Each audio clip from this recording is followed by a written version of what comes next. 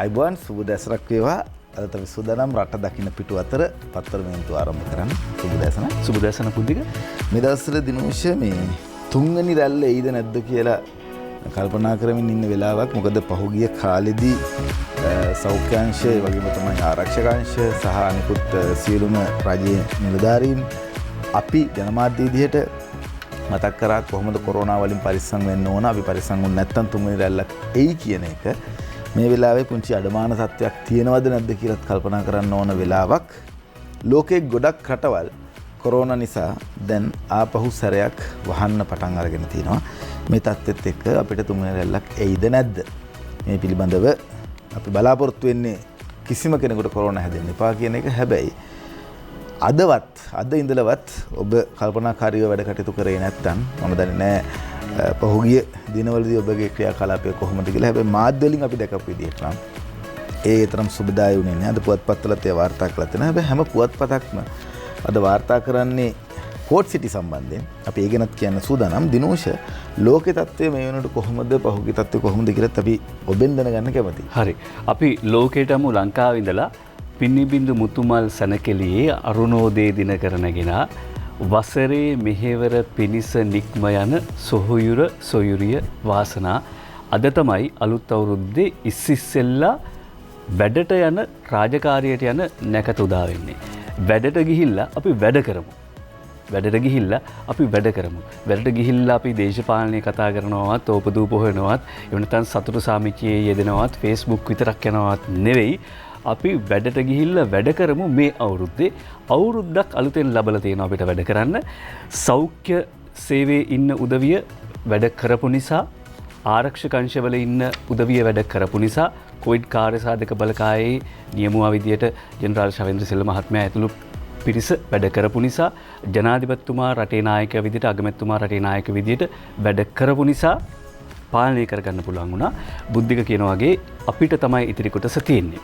බුද්ධික මේ නායකයෝ ගැන කතා කළාම විවිධ නායකයෝ අපිට මුණ ගැහෙනවා. දැන් පහුගිය දවස්වල සමහර පතපොතේ එහෙම කියවන්න ලැබෙනවානේ.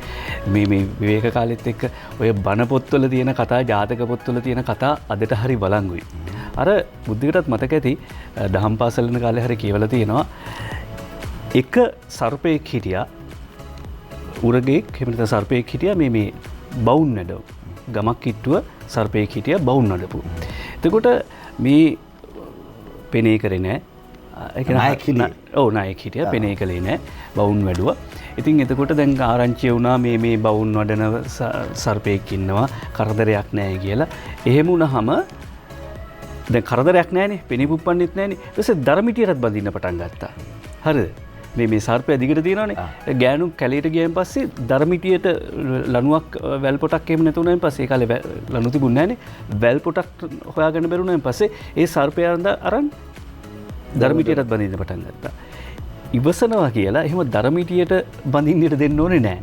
හරිද? එහෙම තැන්වලදී පොඩ්ඩක් පෙනී පිපුවට කමක් නැහැ. විශේෂයෙන්ම නායකයෙක් වුණාම අර කරණීය මෙත සූත්‍රෙත් කියනෝනේ උජූජ සූජූජ. ඍජු වෙන්න ඕනේ, ඊටාම ඍජු වෙන්න ඕනේ. මුදු අනතිමානී. මෘදු ගුණය තියෙන්න ඕනේ, අනතිමානී ගුණය තියෙන්න ඕනේ.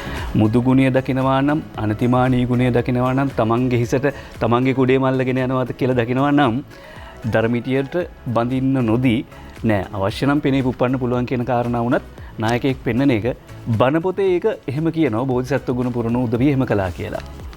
අපිට බලන්න අර බුද්ධික වගේ ජාතික පොත්පත් වාර්තා කරන ප්‍රධාන පොත් සිරස්වල වලට යන්න ඊට කලින් අර ලෝක තත්ත්වය බලගමු. මොකද දැන් ලොව පුරා යලි කොවිඩ් රැල්ලක් එතර සිටි ශ්‍රී ලාංකිකයන් ලංකාවට පැමිණෙන අයවත් සීමා කිරීමට සිදු කිරීම අවශ්‍යයි කියලා විශේෂඥ සුදත් සමරවීර මහත්මයා ප්‍රකාශ කරලා තිනවා.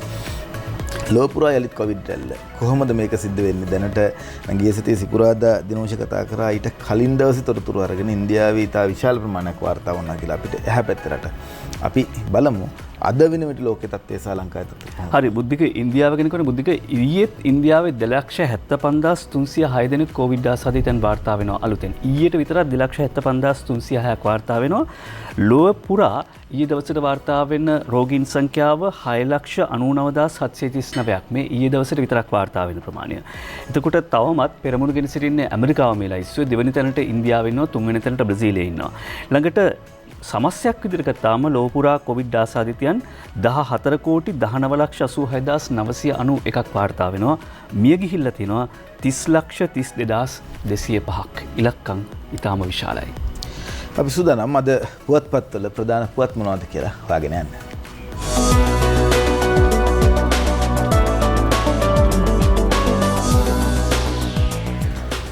මම ආරම්භ කරන්නම් දිවයින පුවත්පතෙන්. දිවයින පුවත්පතේ ප්‍රධාන පුවත පෝට් සිටි අවසන් තීරණය උසාවි තීන්දුවෙන් පසුවයි කියලා ඇමති කෙහෙලිය රඹුක්වැල්ල ආචාර්ය කෙහෙලිය රඹුක්වැල්ල අමාත්‍යවරයාගේ ප්‍රකාශය තමයි අද දිවයින මුල් පුවතට වාර්තා කරන්නේ. ශ්‍රේෂ්ඨාධිකරණයේ තීන්දුවට අනුව වරාය නගර පනත් කිනුපර සංශෝධනය කරන බව කැබිනට් ප්‍රකාශක අමාත්‍ය කෙහෙලිය රඹුක්වැල්ල මහතා ප්‍රකාශ කරයි කියලා සඳහන් කරලා තිනවා. පෙරේදා පෙරවරුවේ රජයේ පොලිස් දෙපාර්තමේන්තුවේදී පැවති මාධ්‍ය හමුවකට එක්වමින් තමයි රඹුක්වැල්ල මහතා මේ අදහස ප්‍රකාශ කරලා සඳහන් කරලා තිනවා. මේ දිනවල පෝට් සිටි සම්බන්ධයෙන් දිගින් දිගටම කතා බහ කරන නිසා අද පුවත්පත්වල ප්‍රධාන පුවත් ඒ වෙනුවෙන් යොමු වෙලා තියෙනවා. වරාය නගර ව්‍යාපෘතියේ කොටස් වලින් 100%ක්ම අයිතියෙන් තියෙන ශ්‍රී ලංකාවට කියලා අධිකරණ මාත්‍ය ජනාධිපති නීතිඥ අලි ශබ්රි මහත්මයා කරන ප්‍රකාශය පහන් විජේසේකර වාර්තා කරනවා 100% අයිතිය ඇත්තේ ශ්‍රී ලංකා රජයටයි. වරාය නගරයේ ව්‍යාපෘතියේ සම්පූර්ණ ප්‍රමාණය හෙක්ටාර් 269යි. 43ක් ව්‍යාපෘති සමාගමට ලබා දෙනවා. 23ක් රජයේ කොටස් වශයෙන් තිබෙනවා. අධිකරණ අමාත්‍යවරයා ප්‍රවසන ආකාරයට සමස්ත භූමියේ පරිපාලනය සම්බන්ධයෙන් ක්‍රියා කරන්නේ ශ්‍රී ලංකා රජය. 100%ක්ම අයිතිය තියෙන්නේ ශ්‍රී ලංකා රජයට. හෙක්ටාර 269න් හෙක්ටාර 91ක් පොදු පහසුකම් සඳහා වෙන් කරලා තියෙනවා. එතකොට හෙක්ටාර 116ක් තමයි මෙහෙම බෙදෙන්නේ. 143යි 123යි කියලා. නමුත් පරිපාලනමය අයිතිය 100%ක් අයිති වෙන්නේ ශ්‍රී ලංකා රජයේ සතුවේ කියන කාරණාවත් එක්ක වරාය නගරය ගැන පෙත්සම් විභාගය අද කියලා අද පුවත්පත වාර්තා කරනවා. වරාය නගරය ගැන පෙත්සම් විභාගය අද පාර්ශව කිහිපයක් ඉදිරිපත් කර ඇති පෙත්සම් පංචපුද්ගල ශිර්ෂාධිකරණ විසුරු මඩුලක් හමුවේ විභාගයට ගන්නවා කියලා සඳහන් කරමින් අද පුවත්පත මේ වාර්තාව ඉදිරිපත් කරනවා. බුද්ධිමාල් රුබේරුයි අද පුවත්පතට මේ වාර්තාව ගෙන එන්නේ. පාර්ලිමේන්තු අනුමැතිය ලබා ගැනීම සඳහා ඉදිරිපත් කර ඇති කොළඹ වරාය නගර ආර්ථික කලාප විශේෂ කමිෂන් සභා පනත් කෙටුපත අඳුරන ව්‍යවස්ථාවට පටහැනි බවට තීන්දුවක් නිකුත් කරන්නේ ඉල්ලමින් ශ්‍රී ලංකා නීතිඥ සංගම, එක්සත් ජාතික පක්ෂ, ජනතා විමුක්ති පෙරමුණ, සිවිල් සංවිධාන ඇතුළු පාර්ශව කිහිපයක් ඉදිරිපත් කොට ඇති පංචපුද්ගල පෙත්සම් ශ්‍රේෂ්ඨාධිකරණ විසුරු මඩුල්ලක් හමුවේ අද විභාගයට ගන්නවා කියලා තියෙනවා. අධිකරණ නිවාඩු සමයවද විශේෂ පෙත්සමක් ලෙස ඉදිරිපත් කොට ඇති මෙම පෙත්සම් විශේෂ කරුණක් ලෙස සැලකමින් විභාග කිරීමට අගවිනිසුරු ජයන්ත ජයසූරිය මහතා තීරණය කිරීම හේතුවෙන් මෙම පෙත්සම් අද දින කැඳවනු ලැබෙනවා. අගවිනිසුරු ජයන්ත ජයසූරිය, බුවනේ කාලු විහාරයේ ප්‍රියන්ත ජයවර්ධන, මුරුදු ප්‍රනාන්දු සහ ජනග්ද සිල්වා යන මහත්වරුන්ගෙන් සමන්විත පංච පුද්ගල ශේෂ්ඨාධිකරණ විසුරු මඩුලක් හමුවේ මෙම පෙත්සම් විභාගයට ගන්නවා.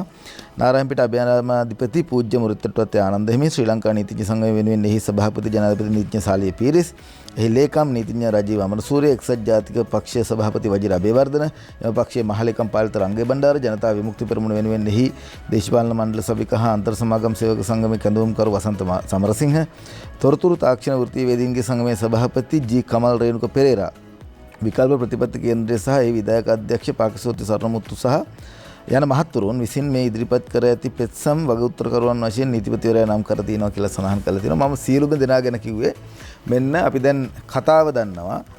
මුරුත්තත්වයට ආනන්ද හාමුදුරුවොත් ඒ වගේම තමයි විජේදාස රාජපක්ෂ මහත්මයාත් මීට දින කිහිපයකට කලින් මාධ්‍ය සාකච්ඡාවක් තියලා ප්‍රකාශ කරා මේ වරාය නගරය ගැලපෙන්නේ නැහැ අපේ රටට කියන කාරණාව. ඒට විරුද්ධව පෙත්සම් 20කට ආසන ප්‍රමාණයක් ඇවිල්ලා තියෙනවා කියලා දැන් අපි දන්නවා. එම පෙත්සම් විභාග කිරීම තමයි අද දවසේදී සිද්ධ කරන්නේ. පංචමුත්කල මහා ශ්‍රේෂ්ඨාධිකරණ විසුරු මණ්ඩලයක් හමුවේ කවුද පෙත්සම් දාලා තියෙන්නේ, කොහොමද මේ දේවල් වෙන්නේ කියලා පැහැදිලි කරලා දුන්නා. ඒ වගේම තමයි පුවත්පත්වල රජයේ පාර්ශවයෙන් පැහැදිලි කරලා දීලා තියෙනවා මේ 100%ක් රජයේ මේ කියන කතාව බොරුද ඇත්තද මොකක්ද කියන එක ගැන අද පුවත්පත්වල වාර්තා කරලා තියෙනවා තොරතුරු. ඒ වගේම තමයි අද 7 වෙනි පැයට අජිත් නිවාල් කබ්රාල් රාජ්‍ය අමාත්‍යතුමත් සම්බන්ධ වෙනවා. පැහැදිලි කරගන්නට හැකියාව ලැබෙනවා රටේ ජනතාවට මොකක්ද මේ කරලා තියෙන්නේ කියලා. ඔව්. දහසක් මත ගැටෙන එක හොඳයි. එතකොට දහසක් අලුත් අදහස් ඉදිරිපත් වෙනවා. හැබැයි සත්‍ය එයින් වැහෙන්න ඕනේ නැහැ. ශ්‍රේෂ්ඨාධිකරණයේ තීන්දුව ලබා දේවි ආණ්ඩුක්‍රම ව්‍යවස්ථාවට එකඟද නැද්ද කියන කාරණාව සම්බන්ධයෙන් ආණ්ඩුක්‍රම ව්‍යවස්ථාව කිසිවිටක ඉඩ දෙන්නේ නැහැ රට ඇතුළේ තවත් රටක් තවත් කොලනියක් හදන්න. ඒ නිසා ශ්‍රේෂ්ඨ අධිකරණයේ තීන්දුව කුමක්ද කියලා දැනගන්න පුළුවන්. ජනමාධ්‍ය අමාත්‍ය කෙහෙලි රඹුකල මහත්මයාත් කිව්වේ ඒකයි. ශ්‍රේෂ්ඨ අධිකරණයේ තීන්දුවෙන් පස්සේ අපි අවසාන තීන්දුව ගන්නේ. මෙතෙක් තියෙන්නේ ගිවිසුම්. ජලමාත්‍යවරයා දිනෝෂ පැහැදිලිව තීන්දුව දීලා තියෙනවා 2021 3 24 වෙනි දින ජනාධිපති ලේකම්තුමාට ලියලා තියෙන ලිපියකින් නීතිපතිවරයා පැහැදිලිව කියලා තියෙනවා 2023 3 23 වන දින ලිපියට අනුව මේ පනත් කෙටුපතේ ශ්‍රී ලංකාවට වග කියන සීලු කාරණා සිද්ධ වෙනවා. ඒක නිසා ව්‍යවස්ථාවට පටහැනි නැහැ කියන කතාව 13 වෙනි ව්‍යවස්ථා සංශෝධනයටත් මේ පටහැනි නොවේ. ඒක නිසා කිසිම ගැටලුවක් නැහැ කියන එක නීතිපතිවරයා දපුළු දේවරම් මහත්මයා ලිඛිතව ප්‍රකාශයක් නිකුත් කරලා තිනවා ජනාධිපති ලේකම්වරයාට. මේ කාරණාව පිළිබඳ ගැටෙන දහසක් මත අතුරින් පත්තරවල වාර්තා කරන පුවත් අපි ප්‍රධාන සිරස්වලින් පස්සේ ඉදිරිපත් කරන්න කැමති. අද මව්බිම් පුවත්පතේ ප්‍රධාන සිරස්වලේ සීතාවක අන්තර දිසානායක සහ කීර්ති මෙන්ඩිස් කියන ඉන්නේ ජලමාපක හොරකමකට දැරණීගල් ප්‍රාදේශීය සභාපති රිමාන්ඩ්. මේ පුවත අනුව ජල සම්පාදන මණ්ඩලයට අයිති ජලමාපක කියන වෝටර් මීටර්ස් තොගයක් නැති වෙලා තියෙනවා. පහුගිය මාර්තු මාසේ 31 වෙනිදා මේ ගබඩාවක තැන්පත් කර තිබූ ජලමාපක සහ වෙනත් උපාංග රසක් සොරකම් කර තිබෙන බව දැරණිගල පොලිසියට පැමිණිල්ලක් ලැබිලා තිබෙනවා ව්‍යාපෘති අධ්‍යක්ෂවරයා විසින්. ඉන් අනතුරුව පොලිසිය විමර්ශනයක් කරලා සොරාගත් ජලමාපක සොයාගැනීමේ අරමුණින් පොලිසිය කරපු රහසිගත විමර්ශනයෙන් පස්සේ ප්‍රාදේශීය සභාවේ සභාපති ලක්ෂ්මන් රාජකරුණා මහත්මයාගේ දැරණියගල පිහිටි ගෙදර තිබිලා හොයාගත්තා කියලා මව්බිම් පුවත්පත වාර්තා කරද්දී අද දිනමින පුවත්පතත් මුල් පිටුවේ ඡායාරූපයක් සහිතව වාර්තා කරනවා මේ සිද්ධිය. දිනමින පුවත්පත මුල් පිටුවේ කියන්නේ දැරණියගල ප්‍රාදේශීය සභාපති රිමාන්ඩ්. මේ වාර්තාව ගෙනින්නේ අරනායක ප්‍රදීප් කුමාර ධර්මරත්න බුලත් කෝපිටියේ සමූහ වාර්තාකරු W රෝහණ වාර්තා කරන අන්දමට සජිත් ප්‍රේමදාස මහත්මයා සමග මේ සැකකාර ප්‍රාදේශීය සභාපතිවරයා ජලමාපක වෝටර් මීටර්ස් හොරකම් කරපු ජලමාපක හොරකම් කරපු ප්‍රාදේශීය සභාපතිවරයා සිටින ඡායාරූපයයි දිනමින පුවත්පත උපුටා දක්වන්නේ. ලංකාදීප පුවත්පතත් එම පුවතම වාර්තා කරලා තියෙනවා දැරණිගල ප්‍රාදේශීය සභා සභාපති රිමාන්ඩ් වතුර මීටර 98ක් සොරකම් කරලා කියලා තමයි ලංකාදීප පුවත්පතේ එම පුවතම වාර්තා කරන්නේ. ලංකාදීප මුල් පුවතට යන්නට සූදානම් ආණ්ඩුවේ මන්ත්‍රීලා හදිසියේ අද අගමැති හමු වෙති කියලා ලංකාදීප පුවත්පත සඳහන් කරනවා. ආණ්ඩුවේ මන්ත්‍රීලා හදිසියේ අද අගමැති හමු වෙති. පක්ෂ නායක තීරණාත්මක රැස්වීමක්ද ඒ අතර අජන්ත කුමාර අගලකඩත් සුජිත් හේවාජුලිගෙත් තමයි මේ වාර්තාව ඉදිරිපත් කරන්නේ ලංකාදීපයට. ආණ්ඩු පක්ෂයේ මන්ත්‍රී කණ්ඩායමේ හදිසි රැස්වීමක් අගමැති මහින්ද රාජපක්ෂ මහතාගේ ප්‍රධානත්වයෙන් අද හවස 6:30ට අරලිගහ මන්දිරයේදී පැවැත්වෙනවා. පාර්ලිමේන්තුවේ ඉදිරිපත් කර ඇති කොළඹ වරාය නගර ආර්ථික කලාප විශේෂ කමිෂන් සභා පනත් කෙටුම්පත සම්බන්ධයෙන් නැති තිබෙන ආందోලනය සම්බන්ධයෙන්ද එහිදී සාකච්ඡා කරනු ඇතැයි රජයේ ආරංචි මාර්ග සඳහන් කරනවා කියලා අද ලංකාදීප පුවත්පත සඳහන් කරනවා.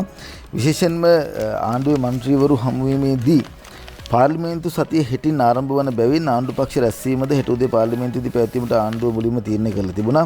එහෙත් වරාය නගර පනත් කෙටුම්පත සම්බන්ධයෙන් නැති වී තිබෙන ආందోලනයේ හේතුවෙන් එම රැස්වීම අද පස්වරුවේ පැවැත්වීමට රජය තීරණය කරන ඇති පැවසෙනවා.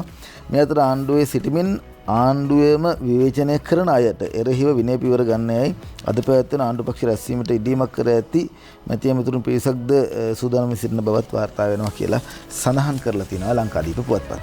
ඔහොම කියද්දී අද අරුණ පුවත්පත තිස්ස රවින්ද්‍ර පෙරේරා වෙනත් වාර්තාවක් වෙනත් පැත්තක අපි අවධානයට ලක් කරන්න ඕන කාරණාවක් මතු කරනවා. ඒ තමයි ජාත්‍යන්තර කොටි ජාලය රූකඩ උතුරෙන් අල්ලයි. LTTට පණ දෙන උත්සාහයක 5 දෙනෙක් අත්අඩංගුවට. දැන් පෝර්ට් සිටිය ගැන කතාවක් අවුලුවලා එහෙම නැත්නම් අනිත් පැත්තෙන් ගත්තාම කැලෑ කපනවා කියලා අවුලුවලා අවධානය වෙනත් පැත්තකට යොමු කරනවා. හැබැයි ජාත්‍යන්තර කොටි ජාලයේ රූකඩ උතුරෙන් අල්ලයි. ප්‍රංශීසිට මෙහෙවන කොටි ජාලයකට අයත් ක්‍රියාකාරීන් පිරිසක්ද මීට පෙර හමුදා බුද්ධ්‍යංශ හා ත්‍රස්ස විමර්ශන කොට්ටාස එක්ව අත්අඩංගුවටගෙන තිබූ බව තිස්ස රවින්ද්‍ර පෙරේරා මතක් කරනවා. රට සුරක්ෂිත කිරීමේ වගකීම සහ විශේෂයෙන්ම COVID-19 කියන නොපෙනෙන සතුරාගෙන් රට ආරක්ෂා කිරීමේ වගකීම දරන ජෙනරාල් ශවේන්ද්‍ර සිල්වා යුද හමුදාපතිතුමා ආරක්ෂක මාණ්ඩලික ප්‍රධානීතුමා අපි මේ සඳුදු උදේ පාන්දරත් පත්‍රමේන්තුවට සම්බන්ධ කරගන්නට සූදානම්. අයවන් ඔබතුමන්ට සුබ උදෑසනක් වේවා. සුබ උදෑසනක් ඔබ දෙනාටම. සුබ උදෑසන. අපි කැමති යුද හමුදාපතිතුමනි මුලින්ම කොවිඩ් සම්බන්ධයෙන් ඔබතුමාගෙන් දැනගන්න. ඒ වගේම තමයි මේ කොටි ජාලයේ රූකඩ සම්බන්ධිනුත් කතාවක් තියෙනවා. ඒ ගැන ඔබතුමාගෙන් අහලා දැනගන්න කැමතියි. මුලින්ම කොහොමද කොවිඩ් තත්ත්වය ලංකාවේ මේ වෙන විට දැන් පුවත්පත්වල වාර්තා කරලා තියෙනවා ලෝපුරා යලිත් කොවිඩ් රැල්ලක් කියලා විශේෂයෙන් විශේෂඥ වෛද්‍ය සුදත් සමරවීර වෛද්‍යතුමා පොඩි අනතුරංගවීමකුත් කරලා තිනවා පිටරටයටත් ලංකාවට ගෙන්නන එක තරම් ලේසි වෙන එකක් නෑ මෙහෙම ගියොත් කියලා. මම ඔබතුමාගෙන් දැනගන්න කැමතියි අපේ රටේ වර්තමාන තත්ත්වය කොහොමද කියලා කොවිඩ් සම්බන්ධයෙන් ගත්තොත්. ඔව් මුද්දික දැන් මෙහෙමයි විශේෂයෙන්ම ඔබ දකිනවා අපි ශ්‍රී ලංකාවේ කොවිඩ් ආසාදිතයන්ගේ සංඛ්‍යාව අපි 200ට අඩු වගයක් පසුගිය සති කිහිපේ පුරාට පවත්වා ගැනීමට හැකියාව ලැබුණා. නමුත් ඊයේ දින වෙනුවට ශ්‍රී ලංකාවේ කොවිඩ් ආසාදිතයන්ගේ සංඛ්‍යාව 357ක් හැටියටයි වාර්තා වන්නේ. මේ අතර වැඩිපුරම අගය මේ 357 ඇතුළත සිටින්නේ ශ්‍රී ලංකාවට පෙරේදා දිනේදී රැගෙන ආපු ශ්‍රී ලාංකිකයන් අතුරින්. මේ අනුව 70 දෙනෙකුම ශ්‍රී ලංකාවට පැමිණියවලුන් කොවිඩ් ආසාදිතයන් හැටියට සොයාගෙන තිබෙනවා. මේක ඊයේ පමණක් නෙමේ පෙරේදත් දිනේ 49ක් ඊට ඉස්සෙල්ලා දිනේ 78ක් ආදී වශයෙන් වාර්තා වුණා. ඉතින් ඔබතුමා මේ අවස්ථාවේදී මම හිතන්නේ දැනුම් දුන්නා සුදත් සමරවීර වෛද්‍යවරයාගේ දැනුම් දීම. එතුමා තමයි ප්‍රධානියා මේ සම්බන්ධයෙන් කටයුතු කරන්නේ වෛද්‍ය අංශයේ එපිඩිමියොලොජි යුනිට් එකේ. ඉතින් ඒ කියන්න පිට රටවල් සම්බන්ධ කියන්න හේතු වෙන්නත් ඇත්තේ පසුගිය දින කීපයකදී මේ වගේ තත්ත්වයක් එනවා. ලෝකයේ ඔබතුමා කිව්වා වගේ විශාල වශයෙන් කොවිඩ් ආසාදිතයන්ගේ වැඩිවීමක් තිබෙනවා. ඒ ගැන කතා කරන්න ඉස්සෙල්ලා දැන් ඊයේ දිනේදී හමුණු සංඛ්‍යාව අතර මම කිව්වා වගේ 70ක් පිට රටවල් වලින් ඒත් එක්ක 63ක් කොළඹින් ගම්පහෙන් 41ක් සහ කුරුණෑගලින් 50ක් පුත්තලමින් 30ක් මේ තමයි ප්‍රධාන අගයන් ගන්නේ. මේ අතර මේ අනුව සමස්ත ශ්‍රී ලංකාවේ කොවිඩ් ආසාදිතයන්ගේ සංඛ්‍යාව 96795ක් හැටියට වාර්තා වනවා. නමුත් මේ වෙන විට 3065ක් පමණක් රෝහල්වල සහ අතරමැදි ප්‍රතිකාර මධ්‍යස්ථානවල ප්‍රතිකාර ලබනවා. ඊයේ දිනේදී එක මිය යාමක් වාර්තා වුණා. වයස අවුරුදු 52ක පිටබැද්දාව කියන ප්‍රදේශයේ පිරිමි පුද්ගලයෙක්. මේ අනුව ශ්‍රී ලංකාවේ සමස්ත මිය යාම් 618ක් වාර්තා වනවා. මෙහිදී විශේෂයෙන්ම වැදගත්කම තිබෙන්නේ මේ කොවිඩ් ආසාදිතයන් හමුණු ප්‍රදේශ බැලුවම කුරුණෑගල ප්‍රදේශයේ විශේෂයෙන්ම නාරම්මල බැංකුවකිමුත් ඒත් එක්කම ඇඟලුම් කර්මාන්ත ශාලා 3ක හමු වෙච්ච පසුගිය දිනවල හමු වෙච්ච කොවිඩ් ආසාදිතයන්ගේ සංඛ්‍යාව අනුව තමයි මේ කුරුණෑගල ප්‍රදේශයේ මේ වැනි තත්ත්වයක් තියෙන්නේ. විශේෂයෙන්ම මේ ඇඟලුම් කම්හල් වල පැකි රක්ෂා ආරම්භ කිරීමත් ඊයේ 3 අවුරුද්දෙන් පස්සේ අද විශාල වශයෙන් අද පැමිණෙනවා. ඉතින් විශේෂයෙන්ම ඔවුන් අනිවාර්යයෙන්ම අපි ඒ ආයතන වලට දැනුම් දීලා තිබෙනවා. ඔවුන්ගේ තියෙනවා PCR පරීක්ෂණ දිනපතා කරන්න කියලා. ඉතින් ඔවුන් ගත යුතු සියලුම ක්‍රියාමාර්ග ගන්නවා. ඔවුන් රැගෙන යන්නේ ඔවුන්ගේම බස්වල ඉඳලා ගෙනවා. ඒ තත්ත්වෙත් තිබෙනවා. නමුත් මෙවැනි සමහර පුද්ගලයන් හමු වෙලා තියෙන හින්දා සමාජයේ විශේෂම කුරුණෑගල ප්‍රදේශයේ මේ කියන නාරම්මල ඒ කියන ප්‍රදේශවල කුඩියාපිටිය ප්‍රදේශවල ජීවත් වෙන ජනතාව මෙවැනි තත්ත්වයක් තිබෙන බව වටහාගෙන ජීවත් වීම වැදගත් වෙනවා. එපමණක් නොවේ බුද්ධික අපි දන්නවා ඔබ දෙදෙනාම දන්නවා විශේෂයෙන්ම පසුගිය සතිය පුරාවට ජනතාව බොහෝ ඒකරාශී වෙන තැන්වල අපි දැක්කා. ඒත් එක්ක බහුතරයක් මුවාවරණ පළඳගෙන හැසිරෙන බවක් දැක්කා. අපි එනමුත් එක්කෙනා දෙන්න ඇති සමහරලාට ඔබ දන්නවා දෙවෙනි රැල්ලක් පැමිණියේ එක පුද්ගලයෙක්ගෙන් ලංකාවේ. ඉතින් එවැනි තත්ත්වයක් ඇවිල්ලා 90000කට වැඩි සංඛ්‍යාවක් කොවිඩ් ආසාදිතයන් රට තුල සොයාගන්න ගිය මේක පුද්ගලයෙක්ගෙන්. ඉතින් ඒ වගේ තත්ත්වයක් තීද්දි විශේෂයෙන්ම පිට රටවල් වල කොවිඩ් ආසාදිතයන්ගේ ඉතාම වැඩි අගයක් ගන්න අවස්ථාවක තමයි අපි මේ රට බේරගෙන මේ අවස්ථාවේදී මේ කොවිඩ් තත්ත්වය පාලනය කරගෙන යන්නේ. ඉතින් ඒකින්ද අද පටන් ගන්නවා සෑම රැකී රක්ෂාවලට යාම ආරම්භ වෙනවා දැන් අවුරුද්දෙන් පස්සේ. ඉතින් රටේ මේ රැකී රක්ෂාවලට යන අයවලුන්ගෙන් ඉල්ලා සිටින්නේ ඉදිරි සති 2-3 වැනි කාලය තුලදී විශේෂයෙන්ම අපි හැමදාම මේ කාලවලදී මුවාවරණ පළඳින්න කියලා කියනවා. නමුත් රැකී රක්ෂාවලට සම්මුණ නිවසෙන් පිටත් වුණාන් පස්සේ නැවත නිවසට එනකන් අනිවාර්යයෙන්ම මේ මුවාවරණ කියන එක පළඳින්නම වෙනවා.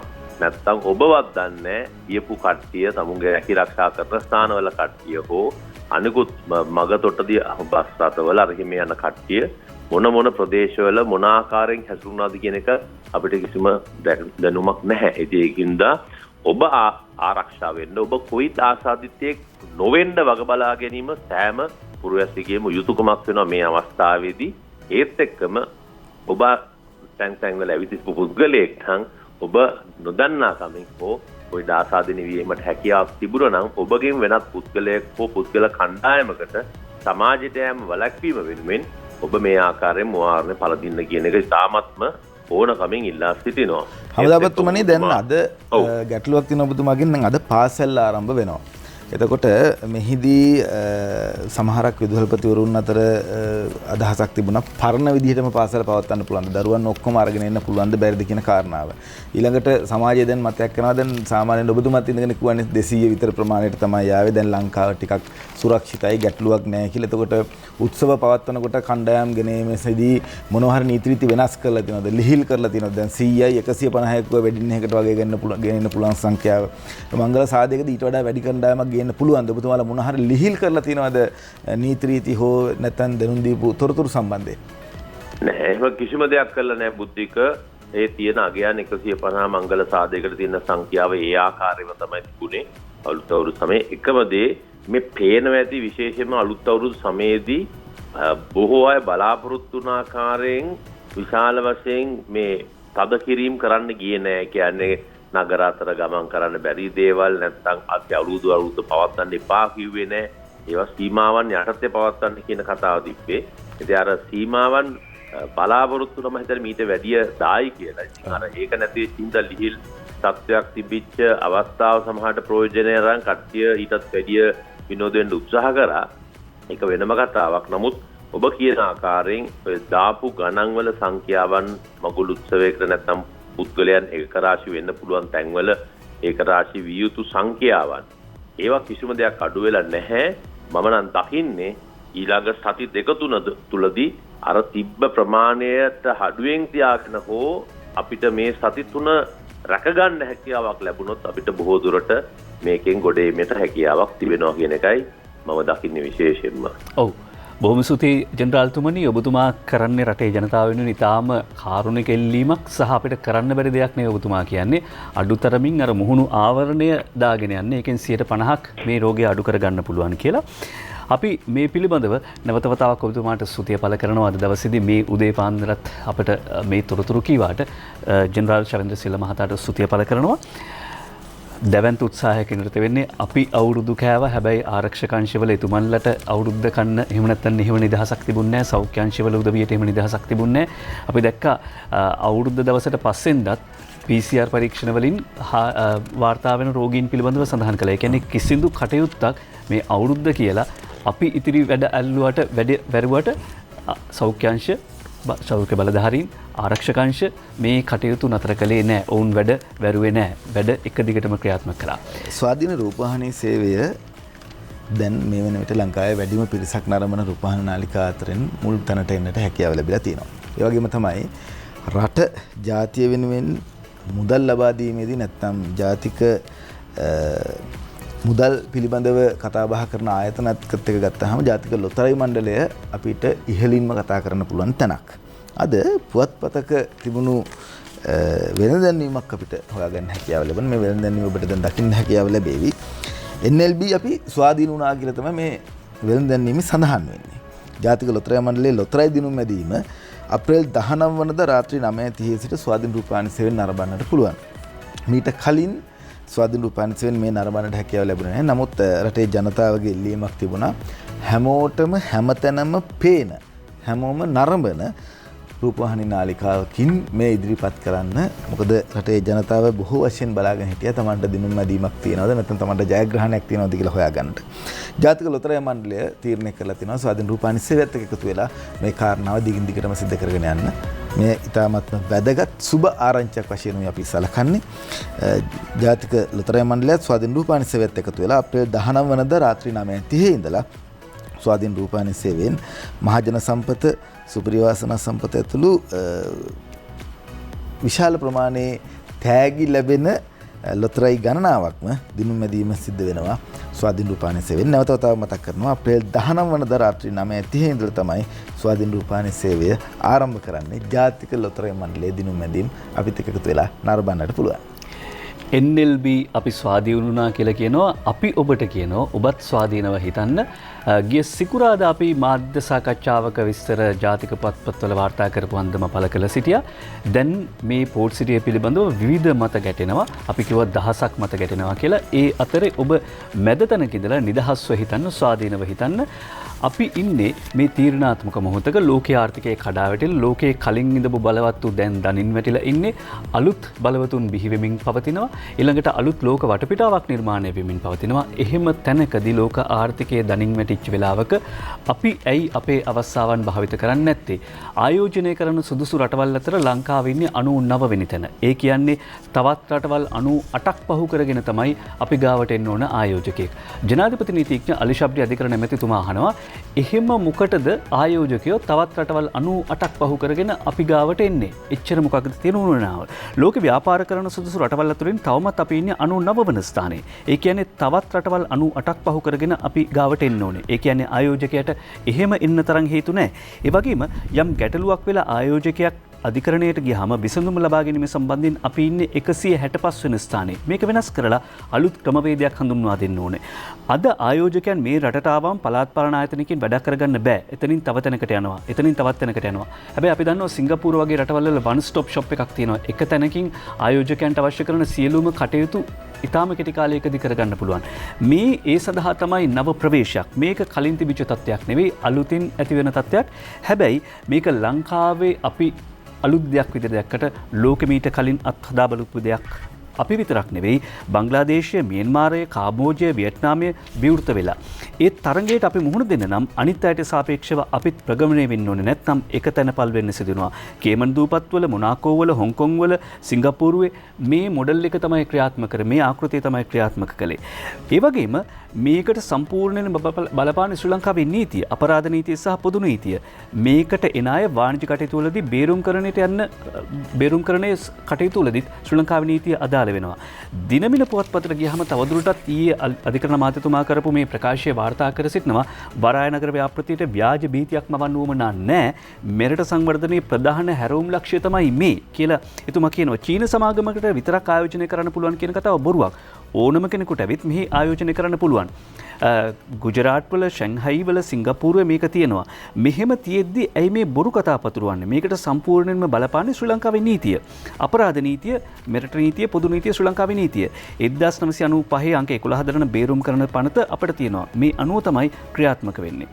ඒ වගේම විශේෂයෙන්ම කියනවා දැන් මේ කොමිෂන් සභාවට පත් කරන නියෝජිතයන් ඒගොල්ලෝ හරියට අර උසස් නිරතල වලට පත් කරන වගේ ජනාධිපතිතුමා විසින් ශ්‍රේෂ්ඨාධිකරණයේ අභියාචනාධිකරණයට විනිශ්චයකාරවරුන් සහ ඒ සභාපතිවරුන් පත් කරනවා වගේම තමයි ජනාධිපතිතුමා මේ කොමිෂන් සභාවට පත් කරන නිලධාරී. මේ රටේ ජනාධිපතිවරයා, ඒක වර්තමාන ජනාධිපතිවරයා වෙන්න පුළුවන්, අනාගතයේදී පත් වෙන ජනාධිපතිවරයෙක් වෙන්න පුළුවන්.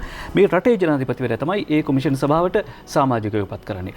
ඔවුන්ගේ ක්‍රියාකලාපයේ පිළිබඳව සතුටුදායක නැත්නම් ඕන ඉවත් කිරීමේ බලයත් පත් කිරීමේ බලධාරියා විදිහට ජනාධිපතිවරයාට තියෙනවා. ඒ වගේම ඊයේ ප්‍රවෘත්ති සාකච්ඡාවේදී පාර්ලිමේන්තු මන්ත්‍රී ජනාධිපති නීතිඥ ජයන්ත වීරසිංහ මහත්මයා කරපු ප්‍රකාශය කියනවා මෙහි තිබෙන ඔප්පුව ලියලා තියලා තියෙන්නේ හිටපු ජනාධිපතිවරයා. රජයේ ඉඩම් ආඥා පනතේ විධිවිධානට යටත් කොටයි නාගරික සංවර්ධන අධිකාරිය වෙත කිසිදු ගෙවීමකින් තොරව නිදහස් දීමනාවක් වශයෙන් ප්‍රදානයකට පවරනවා කියලා වගන්තියක් සඳහන් වෙනවා. එහි උපලේඛනයේ සඳහන් වෙන්නේ මේ ඉඩම මෙගාපොලිස් අමාත්‍යාංශයේ නාගරික සංවර්ධන අධිකාරිය සහ CHEC Port City Colombo Private Limited කියන මේ ආයතන සියල්ලට එකතු වෙන ගිවිසුමක් බව. ඒ කියන්නේ මේක කාගේවත් කොලනියක් නෙවෙයි. මේක හවුල්කාර සමාගමකට. එතකොට මේකට ආයෝජනය කරන්න පුළුවන් ලෝකේ ඕනම ආයෝජකයන්ට. චීනය ඊළඟට මෙතෙන් දැන් තව කාරණාවක් බුද්ධික මතක් කරනවා. දැන් මේ පෝට් සිටි පිළිබඳව කතාබහේදී අදහස් දක්වන්න ඉස්සරහට එන්නේ වෘත්තිකයෝ. දැන් පාර්ලිමේන්තුවට වෘත්තිකයෝ පත් වෙලා තියෙනවා. ජාතික ලයිස්තුවෙන් අපි දැක්කේ කලින් වතාවල පෙරදිච්ච හිටපු දේශපාලනඥයෝ 13ක් 15ක් විතර වගේ පත් කළා.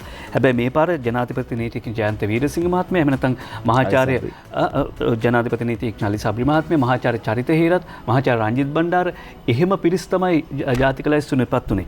එහි ප්‍රතිඵලය තමයි අපි අත්දකින්නේ. මොකද විෂයාත්මක කාරණාවක් විෂය පිළිබඳව කතා කරනවා. මඩ ගහන්නේ ඒව නෙවෙයි. ඒ වගේම ඩිලන් විහාරපතිය කබ්‍රාල් මැතිතුමා දැන් අද එනවා 7 වෙනි පැයට. ඩිලන් පෙරේරා මහත්මයාත් මෙතෙන්දි කිව්වා මේ ආණ්ඩු දෙකම පිළිගත්ත ලෝකේ ඍජු හා වක්‍ර ආයෝජන ගෙනීමට නම් මේ වගේ දෙයක් තියෙන්න ඕන කියලා. මේක ලංකාවේ සිද්ධ වෙච්ච පළවෙනි වතාවක් නෙවෙයි කියලා ඉතිහාසයත් මතක් කරනවා. මැලේසියා වියට්නාමයට ගිහිල්ලා අපේ ආයෝජකය හරවල යවන්න ඕනේ නැහැ. ඒ නිසා මේ අවස්ථාවේ තිබෙන වාසිය අපි තේරුම් ගන්න ඕනේ. මේ තීරණාත්මක අවස්ථාවේදී අපි මේ තීරණාත්මක කාරණාවේදී එක මිටකට එක රටකට හැටියට තීන්දුව ගන්න ඕනේ කියලායි සඳහන් කර සිටින්නේ මේ වාර්තා අනුව. කොළඹ පෝට් සිටි කියන ව්‍යාපෘතිය ආරම්භ වෙන්නේ 2014 දී පළමු ජනවාරියේ තමයි පළවෙනිම කැබිනට් මණ්ඩල රැස්වීම තියන්නේ. එහිදී තමයි සාකච්ඡා වෙන්නේ මේ රටට මුදල් ගෙනීමේ වෙන ක්‍රමවේදයක් හොයන්නට ඕන කියන කතාවත් එක්ක වර්ග කිලෝමීටර් 65610ක් තමයි අපේ රටේ භූමි ප්‍රමාණය කියලා අපි කියන්නේ. මේට වඩා ලොකු මුහුදක් අපිට තියෙනවා. මේ මුහුද ගොඩ කරලා එක භූමි ප්‍රමාණයක් හදාගත්තොත් මේක විශේෂ ආර්ථික කලාපයක් විදිහට කරන්න පුළුවන් කියන කතාවත් එක්ක 2014 තමයි පළමු කැබිනට් රැස්වීම තියෙන්නේ.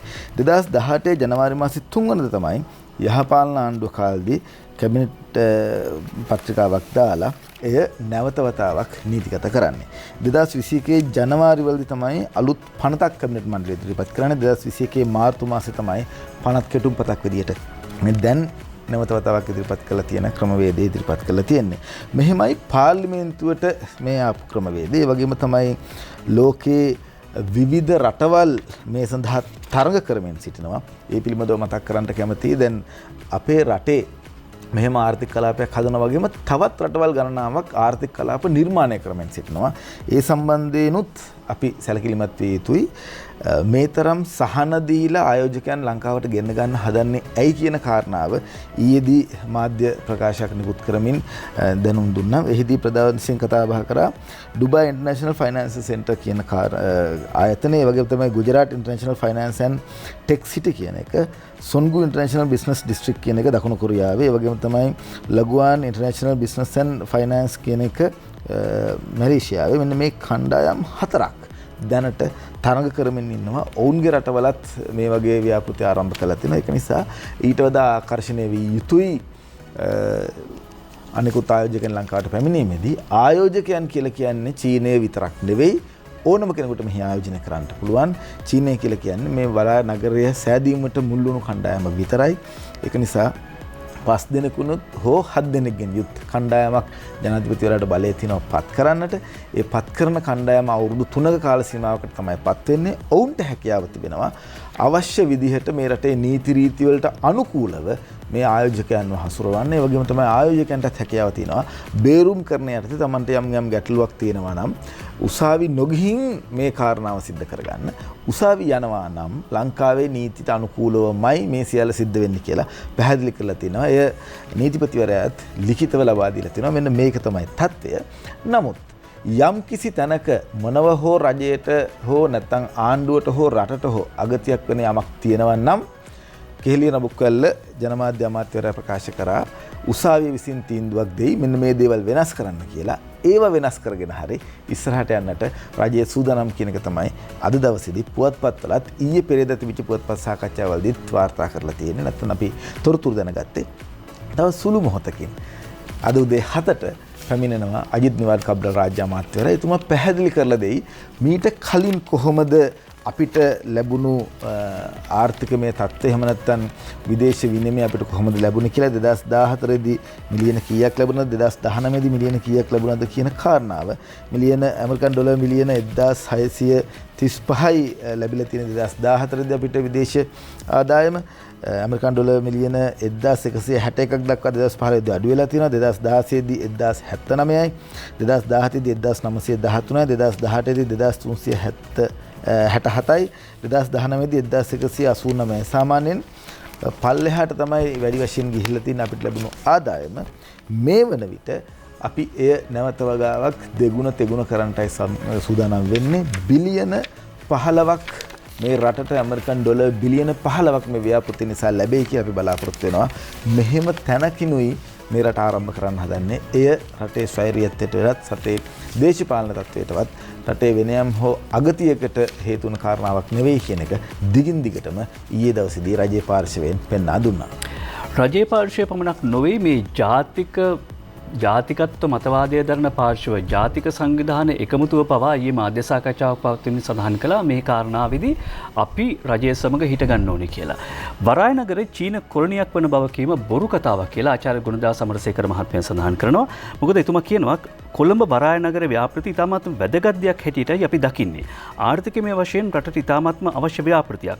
මේ වරාය නගරයේ ගොඩනැගීමේ මූලික පරමාර්ථය මේ රටට අවශ්‍ය ආයෝජකයන් ගෙන්වා ගැනීම. මන්ද මේ රටට අවශ්‍ය ආයෝජකයන් ගෙන්වෙන්නේ නැත්නම් අපිට අවශ්‍ය විදේශ සංචිත අපට ලබා ගන්න බෑ.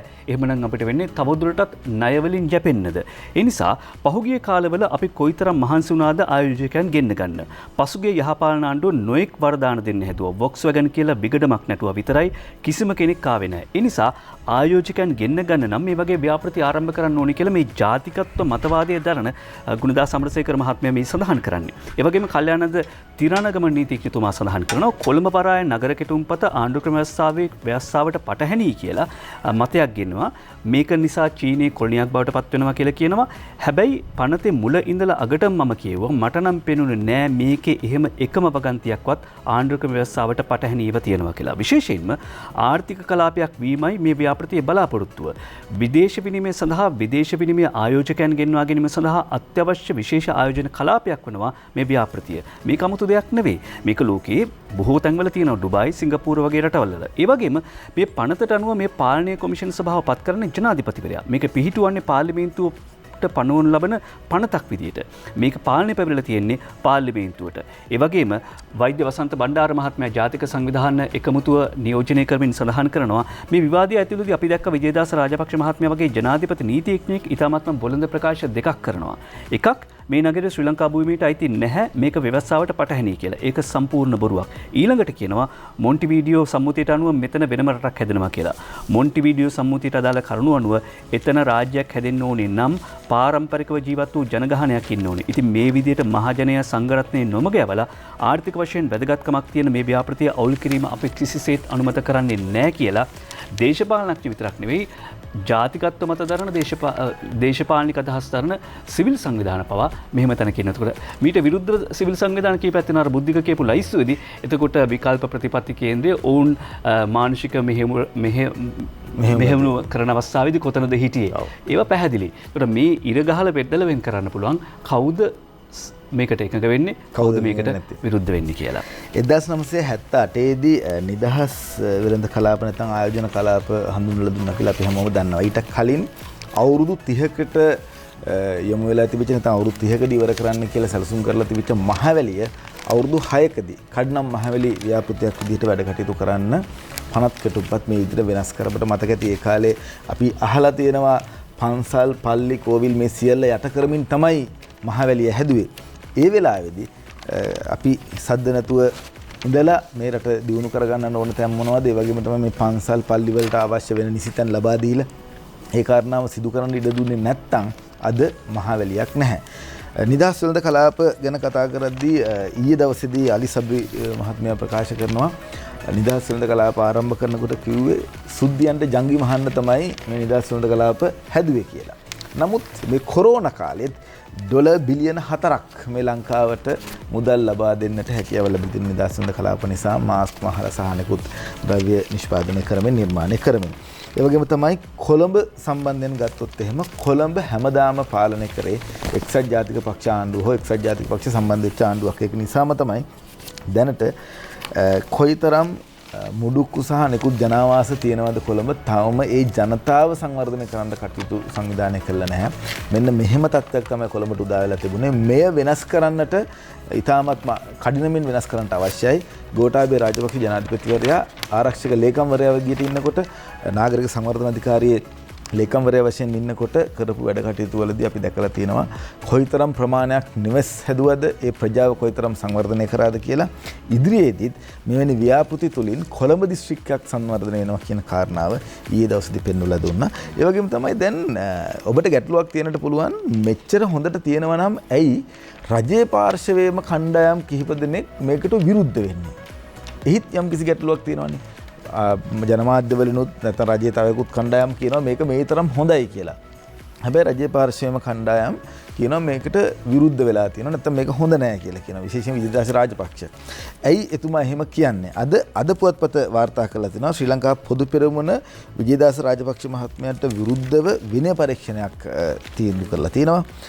නිදර්ශන වික්‍රමසිංහ මේ වාර්තා ඉදිරිපත් කරන ශ්‍රී ලංකා පොදු ජන පෙරමුණ පාර්ලිමේන්තු මන්ත්‍රී ආචාර්ය විජේදාස රාජපක්ෂ මහතාට විරුද්ධව විනය ක්‍රියාමාර්ග ගැනීම සඳහා ශ්‍රී ලංකා පොදු ජන පෙරමුණ තීරණය කර ඇතැයි එම පක්ෂයේ පාලක ලේකම් රේණුක සිල්වා මහතා රේණුක පෙරේරා මහතා ප්‍රකාශ කරා කියලා සඳහන් කරන රේණුක සිල්වා නේ රේණුක පෙරේරා අද පුවත්පත වාර්තා කරන විදිහට මේ සම්බන්ධයෙන් අද කළ විමසීමේදී සඳහන් කරේ ආධාර ක්‍රියාමාර්ගය ස්වභාවය ඇතුළු වැඩිදුර තීරණ අද දිනේදී පැවැත්වෙන පක්ෂ නායක රැස්වීමේදී තීන්දුව කරන බවයි වත්මන් ආණ්ඩුව පත් වූ පසු විජේදාස රාජපක්ෂ මහතාට රාජ්‍ය අමාත්‍යාංශයක් ලබා දීමට කටයුතු කළ බවත් එහෙත් ඔහු විසින් මේ ප්‍රතික්ෂේප කර කැබිනට් අමාත්‍ය ධූරයක් ඉල්ලා සිටි බවත් පාලක ලේකම්වරයා වැඩිදුරටත් පෙන්වා දුන්නා. ඒ සිදුවීම හේතු වෙන විජේදාස රාජපක්ෂ මහතා දිගින් දිගටම ආණ්ඩුවට විවිධ චෝදනා ඉදිරිපත් කරන බව පැවසු ලේකම්වරයා මේ සම්බන්ධයෙන් වැඩිදුර අදහස් දක්වමින් ඒ මහතා කරපු ප්‍රකාශ සම්බන්ධයෙන් රාජ්‍යයක් විදිහට එකඟ වෙන්නට බෑ කියලා සඳහන් කරලා තියෙනවා. අමාත්‍ය ධූරයකට ලව් කළ රටේ ජාතික ප්‍රශ්නයක් ගැන එතුමා කතා කරනවා නම් එවන් පුද්ගලයන් සම්බන්ධයෙන් පක්ෂීය ලෙස අපි තීරණ ගත යුතුයි. ආණ්ඩු පක්ෂ කණ්ඩායම් තුලදී කතා කරන අවස්ථාවක් තිබෙනවා. ඊට අමතරව ජනාධිපතිතුමා හෝ අගමැතිතුමා එක පැහැදිලි කර ගැනීමක් අවශ්‍ය නම් එතුමාට ඒ සම්බන්ධයෙන් ඉල්ලීමක් කරන්න තිබුණා. එවැනි ඉල්ලීමක් එතුමා සිදු කර නැහැ. එකවරම මාධ්‍යට ගිහින් ප්‍රකාශ කරන්න පක්ෂ සාමාජිකරු සුදුසු නැහැ. එතුමා පනත පිළිබඳව නෙවෙයි විවේචනය කළේ. ඔහු විවේචනය අද ඊයේ එකක් නෙවෙයි. ඔහුගේ විවේචනය අද ඊයේ එකක් නෙවෙයි. ඒ නිසා පක්ෂයක් විදිහට අපි බරපතල විනය ක්‍රියාමාර්ග ගත යුතුව තිබෙනවා. පක්ෂය තීරණය කර තිබෙනවා. ඒ අනුව එම විනය ක්‍රියාමාර්ග කුමක්ද යන්න පක්ෂ නායක රැස්වීමේදී තීරණය කිරීමට නියමිතයි කියලා සඳහන් කරමින් කියා දෙනවා. මේ ඇමතිකම ලැබුණේ නැහැ. ඊට පස්සේ මෙහිදීත් වැඩි වශයෙන් කතා බහ කරේ ගෝඨාභය ජනාධිපතිතුමාගේ බැසිල් රාජපක්ෂ මහත්මයාගේ දරුවන් සම්බන්ධයෙන් මේ වගේ දේවල් තමයි කතා බහ කරන්නේ. තු වරාය නගරය සම්බන්ධයෙන් පැහැදිලි කතාවක් සිද්ධ කරේ නැහැ කියන තත්ත්වය තමයි අද පුවත්පත වාර්තා කරලා තියෙන්නේ රේණුක පෙරේරා මහත්මයාගේ ප්‍රකාශය. ආරේශීල වික්‍රමනායක මහත්මයා කියලා කියන්නේ මේ රටේ ජාතික ආර්ථිකයක් ගොඩනගන්න උගුරේ ලේ රහ වෙනතුරු මේ ටෙලිවිෂන් වල කතා කළා, රේඩියෝ වල කතා කළා, පත්තරවල ලිව්වා, ගමින් ගමට ගිහිල්ලා දේශන පැවැත්තුවා. ඒ විතරක් නෙවෙයි බහුජාතික සමාගම් වලට එරෙහිව දේශීය කිරි නිෂ්පාදනය ප්‍රවර්ධනය කරන්න, කිරිපිටි නිෂ්පාදනය කරන්න, බටර් චීස් නිෂ්පාදනය කරන්න උත්සාහගත්ත ජාතික මතදරන ව්‍යාපාරිකයෙක්. එතුමත් කියනවා වරායනගර ව්‍යාපෘතිය ආයෝජනය කරන දිරිමත් කරන මහඟු අවස්ථාවක් කියලා. ආයෝජන දිරිමත් කරන මහඟු අවස්ථාවක් අපි දැනටත් පරක්කු වැඩි. අපි දැනටත් පරක්කුණා වැඩි. ඒත් පරක්කුණා කියලා බෑ. අපි මේ පියවර දැන්වත් ගන්න ඕනේ. අපට අවශ්‍ය ආහාර මෙහි හදා ගන්න ඕනේ. පෝට් සිටියත් සමග තෙල් පිරිපහදුවක් ගොඩනැගීමෙන් අපට ඉතා ඉහළ ආදායමක් උපය ගන්න පුළුවන්. සාමාන්‍යයෙන් මෙවැනි දෙයක් ගොඩනගන්න වසර 3ක් පමණ ගත වෙනවා. කෝටි 1830ක් විතර වියදම් වෙනවා. එයින් අපට පුළුවන් බොර තෙල් ගෙනල්ලා නැව් තෙල් හදලා ඉහළ ආදායමක් උපයන්න. මේ නිසා අපේ රටේ පිහිටීම වාසියක් කරගෙන රට ඇතුළේ රණ්ඩු කරන්නේ නැතුව මේ අවස්ථාවෙන් ප්‍රයෝජන ගන්න ඕනේ කියලා මව්බිම ලංකාපත්මේ සභාපති ආරේශීල වික්‍රමනායක මහත්මයා කියනවා. ඒ විතරක් නෙවෙයි කොළඹ ව්‍යාපාරික සංගමේ ප්‍රධාන ලේකම් චමින්ද විදානගමගේ මහත්මයාත් ඊයේ ප්‍රවෘත්ති සාකච්ඡාවකදී සඳහන් කළා මේ වරායනගර ව්‍යාපෘතිය අපේ රටට අවශ්‍යම කරන දැනටමත් ප්‍රමාද වී ඇති සංවර්ධන කටයුත්තක්. මේකෙන් හානියක් වෙනවා නම් වැඩිම හානියක් වෙන්න ඕනේ අපට. මොකද කොළඹ නගරේ ඉන්න ලොකුම ව්‍යාපාරිකයන් ඉන්නේ අප සංවිධාන නිසා. ඇත්තටම මේකෙන් අපට කිසිම හානියක් වෙන්නේ නැහැ. අපට වාසියක් සැලසෙනවා ඇරෙන්න. මෙතුළින් සංචාරක කර්මාන්තයේ විශාල ලෙස දියුණු වෙනවා. ලංකාවේ ව්‍යාපාර කරනවා කියන්නේ තමන්ගේ සියලුම ශේෂ්ඨ ව්‍යාපාර වලට ආයෝජනය කරපු අය තමයි මේකේ ඉන්නේ. හැබැයි අපිට මේ ව්‍යාපෘතියට විරුද්ධ වෙන්න කිසිදු හේතුවක් නැහැ. මේක අපේ ව්‍යාපාරවල වර්ධනයට හේතුවක් සහ ලංකාවේ ව්‍යාපාරිකයන්ට හොඳ අවස්ථාවක් කියලා. බුද්ධික දැන් මේ මව්බිම ලංකා පදනමේ සභාපති ආරේශීල වික්‍රමනායක මහත්මයා ඊට පස්සේ කොළඹ ව්‍යාපාරික සංගමේ ප්‍රධාන ලේකම් චමින්ද විදානගමගේ මහත්මයා ආදී පිරිස ඊයේ ප්‍රවෘත්ති සාකච්ඡාවක් තියවනේ. ඕන්නම් දැන් තව මාධ්‍ය ආයතනයකට පුළුවන්, තව පිරිසකට පුළුවන්, තව සෙට් එකක් ගෙනල්ලා මාධ්‍ය සාකච්ඡාවක් තියන්න. හැබැයි මේ ආරේශීල වික්‍රමනායක මහත්මයා ප්‍රමුඛ කරගත්ත මේ පිරිස මේ ව්‍යාපාරිකයෝ හැම විටම ජාතික ආර්ථිකය වෙනුවෙන් හැම විටම පෙනී හිටපු අය. අර හතු පිපෙන්න වගේ ඕනම කෙනෙක් ගෙනල්ලා ආයි ප්‍රෙස් කන්ෆරන්ස් එකක් තිබ්බා කියලා මේ මතවාදය පැල කරන්න බෑ. මේ හැම විටම ජාතිකත්ව මතවාදී හිටපු ජාතික ආර්ථිකයක් ගොඩනගන්න ඕනේ කියලා තර්ක කරපු ඒ මතවාදී හිටපු ඒකට තමන්ගේ කාලය ධනය ශ්‍රමය වැය කරපු ව්‍යාපාරිකයන්වත් කියනවා මේ වරායනගර ව්‍යාපෘතිය ආයෝජන දිරිමත් කරන මහඟු අවස්ථාවක් කියලා. ඉතින් ඇයි මේ අවස්ථාවට විරුද්ධ වෙන්නේ කියලා සඳහන් කරනවා. බුද්ධික බ්‍රේක් එකට යන්න කලින් මේ බ්‍රේක් එකට යමු කියලා කියනවා.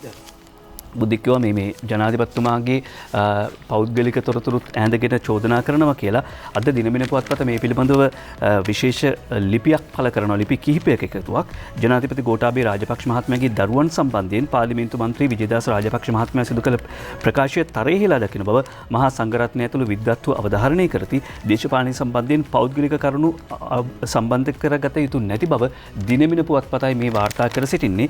එහිදී බිරිය හෝ දරුවන් කිසිවිටක ජනපති චරිතයට කැලලක් කළ නැති නිසා කීර්තියක් ගෙන ඔවුන්ට අපහාස කරන්න එපා කියලා අස්ගිරි පාර්ශවයේ අනුනායක වේන්දරුවේ උපාලි නාහිමියන් වහන්සේ සඳහන් කරනවා. රට ඉදිරියට ගෙන යාමට ජනපතිට සහාය වෙන්න ඕන වෙලාවක් කකුලෙන් අදින්න එපා කියලා කෝට්ටේ ශ්‍රී කල්යාණි සාමග්‍රී ධර්ම මහා සංඝ සභාවේ මහානායක ඉත්තෑපෑනී ධම්මාලංකර නාහිමිපාණන් වහන්සේ පවසනවා.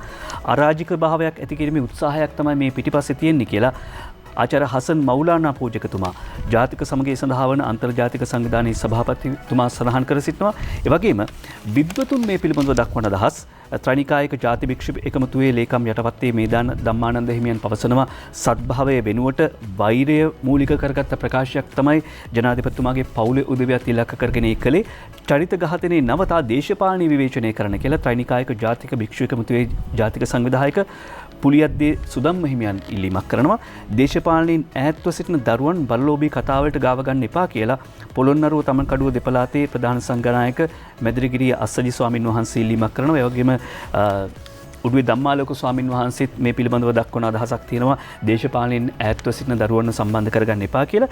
විද්වතුන් කිහිප දෙනෙකුත් මේ සම්බන්ධයෙන් දක්වන අදහස් පෙරාදෙණිය විශ්වවිද්‍යාලයේ ආර්ථික විද්‍යාව පිළිබඳ මහාචාර්ය මාලක රණතිලක මහත්මයා කියනවා විදේශ ආයෝජන රටට ගෙනීම වළක්වන්න හදන්න එපා. මේක තීරණාත්මක අවස්ථාවක්. රාජ්‍ය නායකයාට අපහාස කිරීම අනුමත කරන්න බැහැ කියලා සබරගම විශ්වවිද්‍යාලයේ හිටපු උපකුලපති මහාචාර්ය චන්දන උඩවත්ත මහත්මයා කරන ප්‍රකාශයක් දිනමින පුවත්පත කියනවා. ඒ වගේම පේරාදෙණිය විශ්වවිද්‍යාලයේ ආර්ථික හා සංඛ්‍යාන විද්‍යා දෙපාර්තමේන්තුවේ ජ්‍යෙෂ්ඨ කතිකාචාර්ය මාධවී හේරත් මහත්මිය කියනවා ජනපති පුතු මෙරට රැකියාවක් කළේ නම් එයත් වැරදි කියලා. මොකද ජනාධිපතිවරයාගේ පුතා ඇමරිකාවේ කරන රැකියාවෙන් අත්හැර මෙරටට පැමිණ දේශපාලන කටයුතු වල නිරත වුණා නම් මේ විවේචනය කරන අය ඒකටත් විවේචනය කරන්න තිබෙන. ඒ කියන්නේ මොන දේ කළත් විවේචනය කරන අය විවේචනය කරනවා. මේ රට වෙනුවෙන් වැඩ කරන්න ඕන වෙලාවක් කියන එකයි විද්වතුන් සහ ආගමික නායකයන් අවධාරණය කරන්නේ. දිවෙන පුවත්පත වාර්තා කළ තිනවා වරාය නගර කොමිෂන් සභාව පනත ගැන කරුණු නොදැන ප්‍රකාශ නිකුත් කිරීම වැරදි කියලා ආචාර්ය ඉත්තෑපන්නේ ධම්මාලංකාර නාහිමිපාණන් වහන්සේ ප්‍රකාශ කළා. තියෙන්නේ උසාවි යන අයට මහ කොළඹ ආර්ථික කොමිෂන් පනත අමතකයි කියලා මහාචාර්ය ජී.එල්. පීරිස් මහතා ප්‍රකාශ කරලා තියෙනවා. ජේ.ආර්. ජයවර්ධන ජනාධිපතිවරයා බලයට පත් වුණු ගමන්ම පාර්ලිමේන්තුවට ඉදිරිපත් කළා මහ කොළඹ ආර්ථික කොමිෂන් සභාව පනත. එතුමා දැඩිව විශ්වාස කළා එම පනත රටට අත්‍යවශ්‍යයි කියලා. ඒ අනුව ඊට අදාළ ප්‍රදේශවලට ශ්‍රී ලංකා පාර්ලිමේන්තු පනත් වලට කිසිම වළංගුතාවයක් තිබෙන්නේ නැහැ. මොන ජාවාරම කරලා වුණත් කවාකාරයෙන් මුදල් හම්බ කරලා වුණත් මොන જાතියේ සල්ලි වුණත් Tamanගේ ගිණුම්වල දාගන්න පුළුවන් විදිහට පනතක් ගෙනත් තිබුණා. එහි රහසිගතභාවය උල්ලංඝනය කරන ඕනෑම කෙනෙක්ව හිරේ දාන්න පුළුවන් කිසියම් ගැටලුවක් ඇති වුණත් ඊට විරුද්ධව තීරණයක් ගැනීමට අධිකරණයට බලයක් තිබුණේ නැහැ. ඒ 1970 ජය ජයවර්ධන ජනාධිපතිතුමා ගෙනාව පනත. මේක තවදුරටත් සංවර්ධනය කරලා 1992 දී ආර් ප්‍රේමදාස මහතා මේ කොමිසමට තවත් බලතල ලබා දෙනවා. ඉස්සර කිව්වේ මහ කොළඹ ආර්ථික කොමිෂන් සභාව කියලා. පසු ඒ ආයෝජන කොමිෂන් සභාව වුණා. කිසිම තහනම් නියෝගයක් එම කොමිසමට විරුද්ධව අධිකරණයට ලබා දෙන්නට බැහැ. ඊට රෙහිව අධිකරණයට තිබුණු සුළු බලය පවා ප්‍රේමදාස ජනාධිපතිතුමා කාලේ අහෝසි කරා. වර්තමාන කොමිෂන් සැලැස්ම අනිවාර්යෙන්ම ජනාධිපතිගෙන් අනුමැතිය ගත යුතුයි. සංශෝධනයේදී පවා ජනාධිපතිතුමාගේ අනුමැතිය අවශ්‍යයි. එහි මුදල් පිළිබඳ සියලු වාර්තාව ජනපතිට ඉදිරිපත් කළ යුතුයි. පොලිසියට වගේම හමුදාවටත් එහි ප්‍රවේශය තියෙනවා. එහි ක්‍රියාත්මක වෙන්නේ ලංකාවේ නීතිය. කිසියම් අපරාධයක් හෝ නීති උල්ලංඝනයක් සිදු වුවහොත් ඒ පිළිබඳව රටේ සාමාන්‍ය නීති යටතේ ක්‍රියාත්මක වන්නට පොලිසියට සහ හමුදාවට පුළුවන් කියලා මහාචාර්ය ජී.එල්. පීරිස් මහතා ප්‍රකාශ කරන ප්‍රකාශය සඳහන් කරන දිවෙන පුවත්පතේ වගේම තමයි ලංකාදීප පුවත්පතේ වාර්තා කරනවා බලයට පත් කළ රජය රැක ගැනීම සියලු පාර්ශ්වවල සාමූහික වගකීමක් කියලා. ගෙවුණු කාලයේදී ජනපති රටට විශාල වැඩ කොටසක් කරා ඇමති ජී.එල්. පීරිස් ප්‍රකාශ කරයි කියලා ලංකාදීප පුවත්පතත් මෙහෙම වාර්තා කරලා තියෙනවා. ජී.එල්. පීරිස් මහතා රන්ගිරි දඹුලු විහාරයේ ශ්‍රී විෂ්ණු මහා දේවාලයේ බාරකාර මැද පන්සලේ අධිපති මාතලේ මහදිසාවේ උපප්‍රධාන සංඝනායක අඹගස්සවේ රාහුල හිමියන් බැහැ දැක කතා බහ කරන ආකාරයක ඡායාරූපයක් එක පළ කරලා තියෙනවා. ජනක බණ්ඩාර තෙන්නකෝන් සහ ප්‍රමිත බණ්ඩාර තෙන්නකෝන් කියන මහතුරු දෙදෙනාත් මේකට සම්බන්ධ වෙලා තියෙනවා.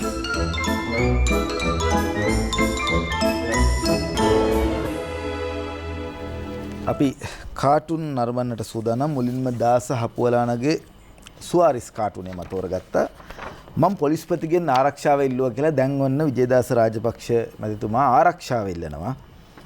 ජනතාවට අහන්න තියෙන ඉතින් ඇවන්ගාඩ් එකෙන් ඉල්ලුවේ නැද්ද කියලා. ඇවන්ගාඩ් එකයි එතුමා අතර සම්බන්ධය ජනතාව දන්නවනේ. අංජන ඉන්ද්‍රජිත් දිනවෙන පුවත්පතට නිර්මාණය කරන කාටූනය අවුරුදු ඉවරයිනේ. දැන් රැකීරක්ෂා සඳහා පිටත් යාමේ නැකතත් පහුවෙලා තියෙන්නේ. අය 39ට වගේ තිබුණේ. දැන් අවුරුද්දෙන් පස්සේ මොනවද ඉතුරුනේ? මෙච්චරයි ඉතුරුනේ. අච්චර ගෙනාවට මෙච්චරයි ඉතුරුනේ. අවුරුදු සුබ පැතුම් ටික තියෙනවා. ඊට පස්සේ හිස් බෝතල් ටිකක් තියෙනවා. ඊළඟට බිල් ටිකක් තියෙනවා. මෙච්චරයිද ඉතුරුනේ. අපි නම් කියන්නේ අවුරුද්ද පටන් ගත්ත විතරයි නෑ අවුරුද්ද පුරව ගැනීම. ඕකයි තත්ත්වේ කවිය දිවෙන පුවත්පතේ මා තෝරගත්තා. විජේදාස එකපාරට පෙරට පණි පෝට් සිටි බෝලේ උඩදා පහර දුනි. බ්‍රේක් නැතිව කවුරුත් එය ඇඟට ගනි. යාන්තම් බන්දුලට ඇති දොස් නතර වුණි. අනුරාධයි ඕකයි තත්ත්වය ලියන්නේ. ලංකාදීපයට දාසඳින කාටූන් එක අපිට උම්මග්ග ජාතකයේ මතක් කරලා දෙනවා. රනිල් වික්‍රමසිංහ කියන අලියා ලෑස්ති ජාතිකලයි සුමන්ත්‍රී ධූරය බාරගන්න යන්න. හැබැයි යන්න වෙන්නේ තොරණක් යටින්. ඒ තොරණේ උඩ විපක්ෂනායක කියන කටුස්ස ඉන්නවා. ඒ කටුස්සගේ කරේ රත්තරම් බැඳලා එතකොට බොහොඩ කියලා තමයි උම්මග්ග ජාතකයේදී කියන්නේ. දැන් කටුස්සගේ කරේ රත්තරම් බැඳම කටුස්සත් ආඩම්බර වෙනවලු. ඊළඟට දැන් අලියට තියෙන ප්‍රශ්නේ තමයි කටුස්සා අලියගේ හොඬවැලට රිංගනවා කියලා කියනවා හීන්සරේ කියනවා. ඒ විතරක් නෙවෙයි දැන් මේ කටුස්ස ඉන්න තොරණට යටින් තමයි ඒ කියන්නේ කටුස්සට ඔළුව පාත් කරගෙන තමයි අලියට ජාතිකලයි සුමන්ත්‍රී ධූරය බාර ගන්න වෙන්නේ දාසට හිතෙන විදියට. ඒ විපක්ෂ නායක නිසා නේද? ඔව්. දිනමින අංජනගේ කාටුන් රනිල් කිව්වේ තරුණයන්ට අවස්ථාව දෙනවා කියලා නේද? අංජනගේ කාටුන් දිනමින පුවත්පතේ රනිල්ට වඩා තරුණයෙක් පක්ෂය ඇතුලේ නැතුව ඇති. ඒකනේ ඔහොම මේ අවස්ථාව ගන්නෙ. අද අංජනගේ කාටුන් දිනමින පුවත්පතේ අපිට පුළුවන් වෙයි නරඹන්නට. දිනමින පුවත්පතේ අංජනගේ කාටුන්. පුළුවන් පේනවද? හරි. දැන් මේ දවස්වල නිකම් බෙල්ලේ පොටවල් යන්න ඉඩ තියෙනවා කියලා MD කියන්නේ මේ පැත්තද මේ පැත්තේ කියනවා චීන කොලොනියක් කියලා මේ පැත්තේ කියනවා හැරවුම් ලක්ෂයක් චීන කොලොනියක් හැරවුම් ලක්ෂයක් MD කියන විදිහට දෙපැත්ත බල දෙපැත්තෙන් කියන කතා අහන්න ගියොත් අපේ බෙල්ලේ පොටවල් යනවා. MD වීරරත්නගේ කාටුනේ මව්බිම පුවත්පතෙන් තෝරගන්නේ චීන කොලොනියක් හැරවුම් ලක්ෂයක්. කොමුණත් අද 7 වෙනි පැයට රාජ්‍ය මාතා අජිත් නිවාඩ් කප්‍රාල් මහත්මයා එනවා. ඇත්ත කතාව ඒ කියන්නේ ආණ්ඩුවේ පාර්ශවයෙන් කියන කතාව දැනගන්න පුළුවන් සහ සත්‍යයට ළඟ කතාව මොකක්ද කියලා ඔබට තීරණය කරන්න පුළුවන් වෙයි. අජිත් නිවාඩ් කප්‍රාල් මහත්තයාගේ පුතා වැඩ කරන්නේ කොහෙද කියලා හොයාගන්න එකත් බ්‍රේකින් නිවුස් එකක් වුණා නම් කප්‍රාල් මහත්තයා ඇවිල්ලා කරන 7 වෙනි පැය කොයිතරම් ප්‍රවෘත්ති වටිනාකමක් තියෙයිද? දවසේ පද 4 විදුර අබේනායකගේ පෝට් සිටිය ගැන පළවෙයි විවිධ මත පෙත්සම් රසක් අධිකරණයේ හමුව ඇත. ධන නිල බලයට පාලකයනගේ තැන නීතිය මිසක වෙන පිහිටක් රටට නැත. රංචගොඩ ළමයාගේ කවි දෙක ඉක්මනින්ම කියලා ඉවර කරන්නම්. රටවට හැම පළාතකින් වාගේම කොවිඩ් ලෙඩ්ඩු වැඩිවන ලකුණු ඇතිලු. PHI ලොක්කා රෝහණ මහතා හෙලිකර ඇති වග පළවී මාධ්‍යයේ රට්ටු මෙවර අවුරුදු කෑ විලාසෙට ඒ ටික නූනොතින් එය මහ පුදුමයකි.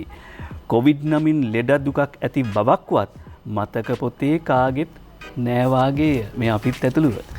අපි වැඩසටහන අවසන් කරමු. අංජන ඉන්ද්‍රජිත්ගේ කියලා වැඩක් නෑ.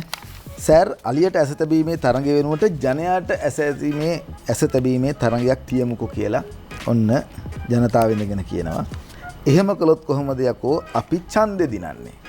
ජනතාවට ඇහැක් තිබ්බනම් අපි කොහොමද ඡන්දෙ දිනන්නේ කියලායි දේශපාලඥයෝ කියන්නේ. අපි මෙතනින් වැඩසටහන අවසන් කරනවා. අද තව සුළු මොහොතකින් තව විනාඩි 4කින් 5කින් අපිත් එක්ක සම්බන්ධ වෙනවා රාජ්‍ය ඇමතිවරයා. එතුමා පැහැදිලි කරලා දෙවි පෝට් සිටි එකේ ඇත්තම කතාව මොකක්ද අපිට කොයිතරම් වාසි වෙනවද කියලා. අපි එතුමා එනකන් බලාගෙන මේ වැඩසටහන මෙතනින් සමුගන්නවා. ඒ වගේම තමයි අපි මතක් කරන්න කැමති මුවාවරණය සම්බන්ධයෙන් ඒ වගේම තමයි පරිස්සම් වෙන්න තුන්වන කොවිඩ් රැල්ල එනකන් බලන් ඉන්නට එපා.